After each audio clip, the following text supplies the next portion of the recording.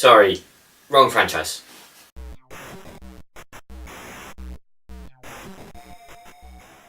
Hi, I'm Daniel, and this is a dunking of Insurgent, the second in the Divergent series. I did consider giving the first one a retro dunking. Unfortunately, I watched the first film, and when I sat down to write the script about 2 hours later, this was all I could remember.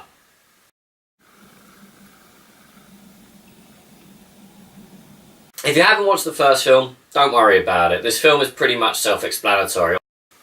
Let's break it down. Shailene Woodley's character is on the run from the government with a group of her friends. At the same time, a mysterious box has been uncovered, proving that Divergents are evil and must be wiped out. This box can only be opened by a Divergent, and you just guess the rest of the film. That's pretty much the entire film. There's no real mystery here. The world isn't really fleshed out. I mean, the background looks fantastic. The CGI cityscape looks amazing, sort of crumbling Chicago. It looks really good. And you could see a really good film set there, just not this one.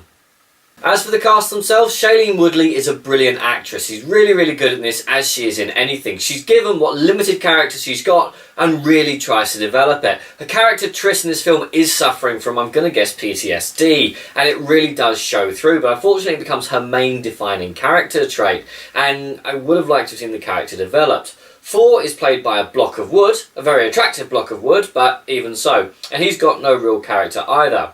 Miles Teller plays Grimmer Wormtongue. Seriously, the guy is mercurial. He's brilliant in the role and you really believe in it. When you leave the cinema, if you remember this film, you're remembering Miles Teller's character. The dialogue, it's all placeholder. There's a little bit trying to develop character, but mostly it's just exposition after exposition after exposition. There's no real character development. I didn't really feel attached. And also, one of the main weaknesses is the plot is A, you're liable to guess the big plot twist in about the first 20 minutes. And second, they gave away most of the big scenes in the trailer. Now, the budget for the first film was about $80 million, up from $40 million following the success of Hunger Games. And the budget for this one has gone up to between 110 to 120 million, most of which has gone on some actually pretty shoddy looking CGI. I'm shocked and I want to know exactly what happened to that 120 million, because it didn't go into good looking CGI. There's an opportunity here to do some awesome practical effects, but they just chose not to. Another downgrade is that the film tries to do a total recall towards the end and blurs the line between reality and fantasy and memory and simulation. Unfortunately, it's more like the Colin Farrell Total Recall, whereas you know what's simulation, you know what's fantasy, in fact you know the entire plot from about the 15-minute mark. This film is perfectly serviceable. It does its job if you're waiting for the Hunger Games, but Shailene Woodley deserves a better franchise than this. She's going to be an actress who's going to be around for a long time. How they got Kate Winslet in this franchise, I will never know. I assume that she wanted a paycheck. And Jai Courtney's in it as well.